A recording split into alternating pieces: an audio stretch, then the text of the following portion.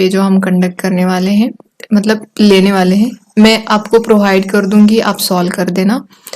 तो यहाँ पे ये 23 पे है, तो मैं 22 जनवरी के इवनिंग में आपको टेस्ट प्रोवाइड कर दूंगी। अगर मुझे याद नहीं रहा तो प्लीज़ आप मुझे याद करवा देना, टेलीग्राम चैनल पे ग्रुप में कहिए आप। अगर आप कहोगे ना मैं तुरंत आपकी हेल्प कर देती हूँ, तो प्लीज़ आप रिमाइंड करके दे देना। तो चलो देखते हैं सिलेबस। उससे पहले मैं आपको कुछ बताना चाहती हूँ, इम्पोर्टेंट है जो भी मैं कहने जा रही हूँ यहाँ पे। प्रीलिम्स के लिए कुछ लोग सीरियस नहीं लेते हैं कि मतलब टेस्ट, सब्जेक्ट वाइज टेस्ट जो होते हैं उसको सीरियस नहीं लेते हैं, जबकि उनको लेना चाहिए। क्योंकि आपको मैं हमेशा बोलती हूँ, आगे भी बोलूँगी, कि जो कोर सब्जेक्ट होते हैं, ठीक है, वो हमारे हैं पॉलिटी, फिर हमारी आती है इकोनॉमिक्स, फिर आते हैं एनवायरनमेंट, ज्योग्राफी। तो ये हमारे कोर सब्जेक्ट आते हैं, मतलब यहाँ से लगभग 75% आपके क्वेश्चन यहाँ से निकल के आते हैं स्टैटिक्स से। और बाकी के रिमेनिंग आपके, आप मान लो स्कीम्स है जो कि करंट अफेयर से रिलेटेड होती है, फिर हमारी हिस्ट्री है। मैंने हिस्ट्री को इसमें काउंट क्यों नहीं किया, क्योंकि हिस्ट्री देखो 3 इसमें होती है, एक एंशियंट है, फिर मिडाइवल है, फिर मॉडर्न है। तो एंशियंट से तो लगभग आपको मतलब 4 या 5 क्वेश्चन, मान लो 3 या 4, इस तरह से। मिडाइवल से 1 या 2 आते हैं, फिर मॉडर्न से 1 या 2, या लगभग आपकी हिस्ट्री करती है 10 क्वेश्चन कवर। तो बाकी के 90 क्वेश्चन जो आते हैं उसमें से मान लो 15 क्वेश्चन अगर करंट अफेयर्स के हैं, तो बाकी के क्वेश्चंस तो स्टैटिक्स पोर्शन से ही आते हैं, बाकी के जो सब्जेक्ट है। तो इसीलिए मैं कह रही हूँ कि आपको इस कोर सब्जेक्ट पे ध्यान देना है और सब्जेक्ट वाइज टेस्ट सॉल्व करनी है।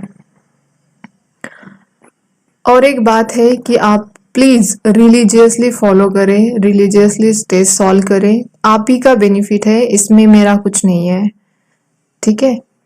और यहाँ पे मेरा उद्देश्य यही होता है कि एक तो मेरी खुद की भी पढ़ाई हो, आप लोगों की भी हो, आप लोगों को भी हेल्प मिले।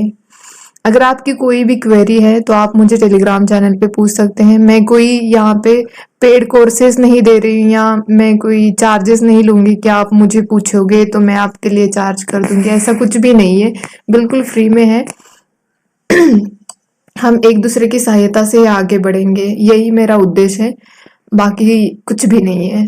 तो आप बस पढ़ते रहिए, अपना टाइम मत वेस्ट करिए, पूरा डिसिप्लिन के साथ टाइम टेबल बना के आप पढ़ते रहिए, तभी आपको पॉसिबल होगा प्रीलिम्स क्लियर करना, फिर मेंस क्लियर करना, इंटरव्यू क्लियर करना। तो प्लीज आप थोड़ा सा सीरियस होके पढ़ें। बाकी तो डिस्ट्रैक्शन के लिए बहुत सारी चीजें हैं, वैसे कि यूट्यूब पे भी बहुत सारी चीजें अवेलेबल है, इवन रील्स है, फिर इंस्टाग्राम है, फिर अदर मीडियाज भी है। तो ये हमारे लिए नहीं है अभी, अभी फिलहाल तो हमें बस फोकस करना है। यूट्यूब का इस्तेमाल अच्छी चीजों के लिए करिए, काफी ऐसे टीचर है बहुत अच्छे से पढ़ाते हैं, जिन्होंने कोचिंग भी नहीं लिए उनके लिए वो वीडियोस अवेलेबल है। बहुत सारे मॉडर्न हिस्ट्री के लिए, ज्योग्राफी के लिए बहुत सारे टीचर ऐसे हैं, बहुत अच्छे से पढ़ाते हैं। तो आप बिल्कुल उसका अच्छे से इस्तेमाल करें। आपको कोई कंसेप्ट नहीं समझ में आती तो आप यूट्यूब पे तुरंत देख सकते हो, आपको पता चल जाएगा। तो इतना पहले मैंने जब शुरुआत की थी तब इतना सारा अवेलेबल नहीं था, बहुत डिफिकल्ट होता था कंसेप्ट पूछने के लिए और ये सब। लेकिन अब आज के टाइम पे तो बहुत सारे टीचर ऐसे हैं कि जो कि आपको पेड कोर्सेज पे भी नहीं मिलता, वैसे आपको यूट्यूब पे मिल जाएगा। इतना आसान हो गया आज के टाइम, लेकिन सही इस्तेमाल करना आना चाहिए। बाकी तो यही है, बाकी चीजों के कोई फ्रॉड है, कोई अच्छा है, बुरा है, इसके बारे में हमें अभी नहीं जज करते बैठना है। हमें बस अपने पढ़ाई पे फोकस करना है और पढ़ाई पे ही फोकस करना है। बाकी आप कितने भी टीचर को फॉलो करो, कितने भी कुछ भी करो, आखिरकार तो आप ही को पढ़ना है, आप ही को समझना है, आपको ही राइटिंग प्रैक्टिस करनी है।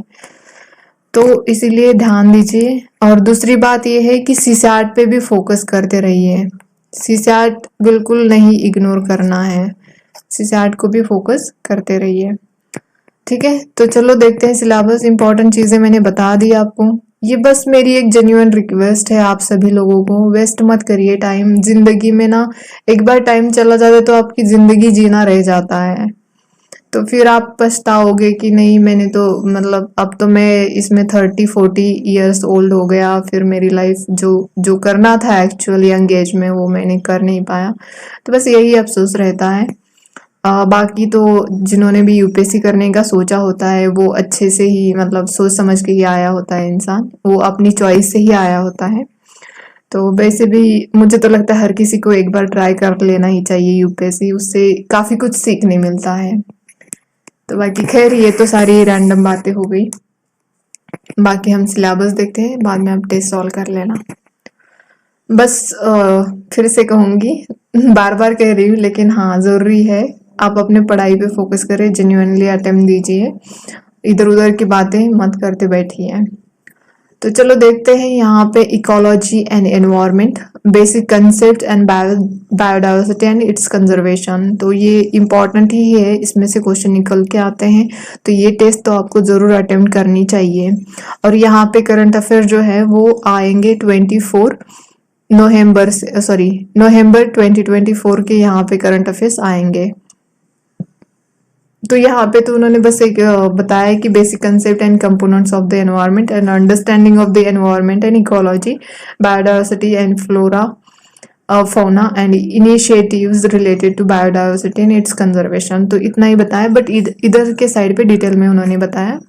तो इससे पहले हम सोर्सेज देखते हैं कि कहाँ से पढ़ना है हमें एनवायरनमेंट, और उसके बाद मतलब रिलेटेड इसके आर्टिकल्स और ये सब।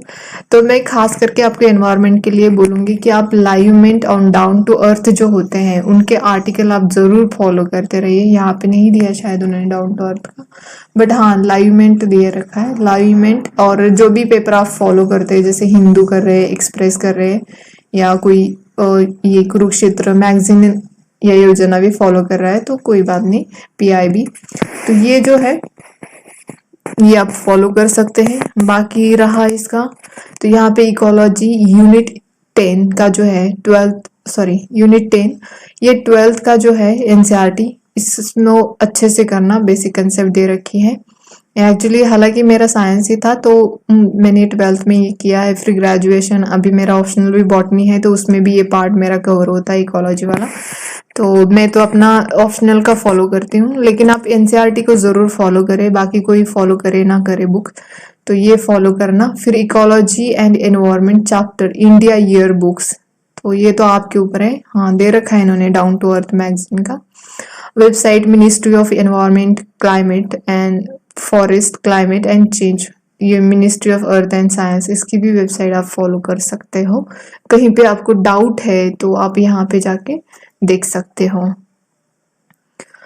और अगर हम यहाँ पे बुक देखें तो इन्होंने बोला है कि आवर एनवायरनमेंट एनसीईआरटी 7 की एनसीईआरटी, तो एनसीईआरटी तो देखो बेस्ट है, इसकी लैंग्वेज तो मुझे बहुत पसंद आती है एनसीईआरटी की, बहुत सिंपल और अच्छे से एक्सप्लेन किया होता है। तो आप यहाँ से आपके बेसिक जो है वो कवर कर सकते हो। जो न्यू लोग हैं उनके लिए बोल रही हूँ मैं, ecology and environment ICSC book जो है 9 एंड 12 की, 9 से लेके 12 तक, तो उसको भी फॉलो कर सकते हो आप। Ecology and environment chapter India years book, ठीक है। 11th एनसीईआरटी केमिस्ट्री का ये जो है, यहाँ पे ना आपको एयर पोल्यूशन वाला जो चैप्टर है, पोल्यूशन वाला जो चैप्टर है, तो यो यहाँ से कवर कर सकते हो आप। मैंने पढ़ा है, बहुत अच्छा है। तो अगर आपके पास नहीं है तो मुझे बता देना, मैं आपको अवेलेबल करवा दूंगी। बट ये बिल्कुल स्किप मत करना, यहाँ पे एसिड रेन और ये सब चीज़ें यहाँ पे बताई हुई है, तो आपका जो बेसिक कॉन्सेप्ट है वो क्लियर हो जाएगा। एनवायरमेंटल केमिस्ट्री, ठीक है। और ये विजन आईएएस का वैल्यू एडिशन मटेरियल भी होता है इनका, तो ये भी देख लेना। यहाँ पे इन्होंने शंकर आईएएस का नाम नहीं मेंशन किया है, तो शंकर आईएएस का जो एनवायरनमेंट का बुक है तो उसको भी आप फॉलो कर सकते हो। जो कर रहे हैं ना आप, पहले तो मैं ये बताऊंगी, आप जो भी सोर्स फॉलो कर रहे हैं उसी उसी को मल्टीपल टाइम्स रिवाइज करते रहिए, बाकी इधर उधर की चीजें मत फॉलो करना। अगर आप नए लोग हो, आपको चूज करना है, तो पहले तो मैं बोलूंगी एनसीईआरटी चूज कर लेना, उसके बाद कोई भी आप स्टैंडर्ड बुक फॉलो करें, चाहे वो शंकर आईएएस का हो, चाहे आप विजन आईएएस का वैल्यू मटेरियल जो है उसको भी फॉलो कर सकते हो, ठीक है। तो ये आप कर सकते हो यहाँ पे। और बाकी इस टेस्ट में जो आने वाला है वो डिटेल में हम यहाँ पे देखेंगे। तो यहाँ पे है environment and it's component, ecology and function of an ecosystem. तो पहले तो आपको बेसिक कंसेप्ट पता होना चाहिए कि what is environment, what is ecology, what is biodiversity, what is ecosystem. तो ये तो आपको इनमें डिफरेंस पता होना चाहिए, जैसे कि इकोसिस्टम, इकोलॉजी, बायोडाइवर्सिटी, इसमें और बायोस्फीयर, इसमें आपको डिफरेंस पता होना जरूरी है। फिर इकोसिस्टम के टाइप्स होते हैं, टेरेस्ट्रियल इकोसिस्टम होती है, एक्वेटिक इकोसिस्टम होती है। तो इसको आपको अच्छे से करना है, यहाँ से क्वेश्चन निकल के आते हैं। फिर यहाँ पे बायोडाइवर्सिटी, मैंने जैसे बोला आपको बेसिक कंसेप्ट, आपको डिफरेंस पता ही होना चाहिए, इकोलॉजी, इकोसिस्टम। और ये जो टर्म दी है कि कौन से साइंटिस्ट ने दी है इसके बारे में भी। फिर बायोडाइवर्सिटी, फिर आता है एनवायरनमेंट, ठीक है, हाफ ही लिख देती हूँ। तो ये सब कंसेप्ट आपको इनमें डिफरेंस भी पता होना जरूरी है। फिर प्लांट एंड एनिमल डाइवर्सिटी, तो आपको पता है साउथ इंडिया में अलग से प्लांट्स एंड एनिमल पाए जाते हैं, जिसकी नॉर्थ इंडिया में भी। फिर अगर आप ईस्टर्न इंडिया में देखोगे तो अलग ही होता है, वेस्टर्न इंडिया में जो बायोडाइवर्सिटी है वो अलग ही है। तो ये जो डाइवर्सिटी है तो इसके बारे में भी हम देखेंगे इस टेस्ट में। मराइन ऑर्गेनिज्म जो होते हैं तो वो भी हमारे लिए इम्पॉर्टेंट है। वैसे तो देखो यहाँ पे आपको आईयूसीएन स्टेटस में जो सीएन स्टेटस जो होता है इसमें आपको सबसे ज्यादा क्रिटिकली एंडेंजर्ड, फिर एंडेंजर्ड और फिर वनरेबल, ठीक है। तो ये जो इनका स्टेटस होता है एनिमल का, प्लांट का, तो जो न्यूज में होता है खास करके उन पे ज्यादा फोकस देना है, उनको याद रखना है।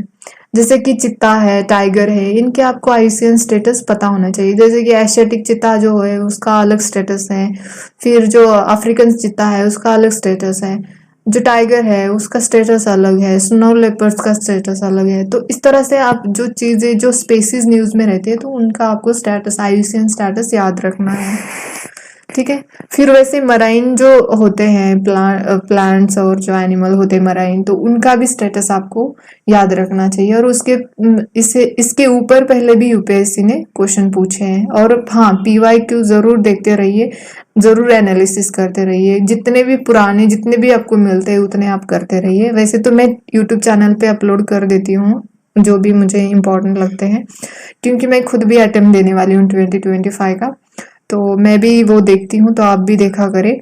और हाँ, टॉपिक वाइज पीवाई, जब भी आप कुछ भी पढ़ते हो ना तो उस टॉपिक के पीवाईक्यू जरूर देख लेना।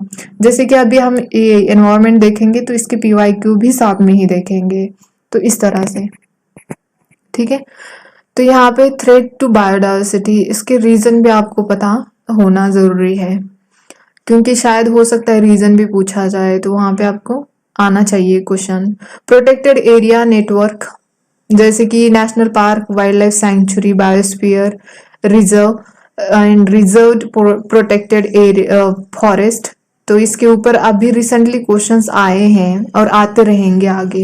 ये कंजर्वेशन एंड कम्युनिटी रिजर्व, इसके ऊपर 23 में भी क्वेश्चन आया था, ठीक है। तो विलेज एंड पंचायत फॉरेस्ट, इनके पास क्या क्या राइट्स होते हैं फॉरेस्ट से रिलेटेड। अभी फॉरेस्ट के जो एक्ट्स है वो चेंज हो गए, तो उसी से रिलेटेड आपको यहाँ पे क्वेश्चन पूछे जा सकता है, क्योंकि 24 में नहीं आया था, तो हो सकता है 25 में क्वेश्चन आएंगे, ठीक है। ये protected areas and conservation areas, इसमें डिफरेंस भी आपको पता होना जरूरी है। फिर यहाँ पे देखते हैं बायो प्रोस्पेक्टिंग क्या होता है, बायो सेफ्टी क्या होता है, बायो पायरेसी क्या होता है। तो ये कंसेप्ट है, आपको इसको क्लियर करना ही करना है, ठीक है। और यहाँ पे इनिशिएटिव्स इनसे related, biodiversity and it's conservation से रिलेटेड जो भी इनिशिएटिव्स है, जैसे कि बायोडाइवर्सिटी लॉज है, ट्रीटीज है, कन्वेंशंस है, डोमेस्टिक एंड इंटरनेशनल, दोनों को भी याद रखना, इंडिया के भी और वर्ल्ड के भी क्या है, ये अच्छे से आपको यहाँ पे याद रखना है, ठीक है। तो इतना ही करना है इस टेस्ट के लिए। बाकी नेक्स्ट पार्ट में हम देखेंगे, हो सकता है पोल्यूशन और ये सब आ जाएगा, इंटरनेशनल जो इंटरनेशनल लॉज बने हैं वो सब उसमें पूछा जाए नेक्स्ट वाले में। लेकिन इस टेस्ट के लिए इतना ही सिलेबस है, तो इसको आप कवर करते रहिए। ये जो है मैंने पिछली बार अपलोड किया है टेलीग्राम चैनल पे ये कंसेप्ट, तो आप फिर से दोबारा मैं अपलोड कर दूंगी, तो आप देख लेना, ठीक है। तो ये बेसिक कंसेप्ट यहाँ पे आपको क्लियर करनी है, और खास करके फोकस करना है आपको नेशनल पार्क। जो न्यूज में नेशनल पार्क्स होते हैं तो उनकी बाउंड्रीज को, एक तो इनकी बाउंड्रीज, ठीक है। यहाँ पे फौना एंड फ्लोरा, फौना मतलब एनिमल होता है, फ्लोरा मतलब प्लांट्स होते हैं, ठीक है। तो ये आपको नेशनल पार्क से रिलेटेड जो भी है वो करना है। कौन से डिस्ट्रिक्ट में आता है नेशनल पार्क वो भी पूछा गया है, तो इसके ऊपर भी फोकस करना है। फिर उस नेशनल पार्क्स में से कौन सी रिवर पास करती है, वहां का वेजिटेशन कैसा है, ये भी आपको याद रखना है, ठीक है। अगर यह दो स्टेट में वो पड़ता है, नेशनल पार्क आता है, तो उसके बारे में भी देखना है। हो सकता है आपको national park, total national park कितने हैं इंडिया में बताना, ये भी आपको याद रखना है। हो सकता है वाइल्ड लाइफ सेंचुरी के बारे में भी पता चले कि टोटल वाइल्ड लाइफ सेंचुरी जो है इंडिया में कितनी है। नेशनल पार्क आई थिंक 106 या 7 है, कुछ एग्जैक्टली नहीं याद है मुझे, लेकिन आप देख लेना। और वाइल्ड लाइफ सेंचुरी भी देख लेना। और किस स्टेट में सबसे ज्यादा नेशनल पार्क है, इस तरह की स्टेटमेंट भी आ सकते हैं। मतलब वहां पे आपको गलत, सही या गलत है ये स्टेटमेंट, उसमें चुनना पड़ेगा, तो आपको वो भी पता करना जरूरी है, ठीक है। सबसे ज्यादा नेशनल पार्क कौन से स्टेट में है, सबसे मतलब कौन सा ऐसा स्टेट है जिसमें एक ही नेशनल पार्क है, मतलब कितने ऐसे स्टेट है जिसमें एक ही नेशनल पार्क है। ये स्पीसीएस में भी आ सकता है और यूपीएससी भी पूछ सकती है। No one can predict UPSC, ठीक है। तो आप ये देख लेना, बाकी इतना ही सिलेबस है, कर लेना। और जितना मैंने आपको रिक्वेस्ट की है प्लीज फॉलो करते रहिए, आप ही का भला होगा। मैं चाहती हूँ कि आप अपना ज़्यादा टाइम इसमें ना लगाएं और अच्छे से प्रिपेयर करके क्लियर हो जाए, ठीक है। और साथ ही साथ मैं यही भी एडवाइस करूँगी, आपके स्टेट पीसीएस भी देते रहिए। आप जिस भी स्टेट से आते हो उसके स्टेट पीसीएस के एग्ज़ाम भी देते रहिए। तो आज के लिए इतना ही, धन्यवाद।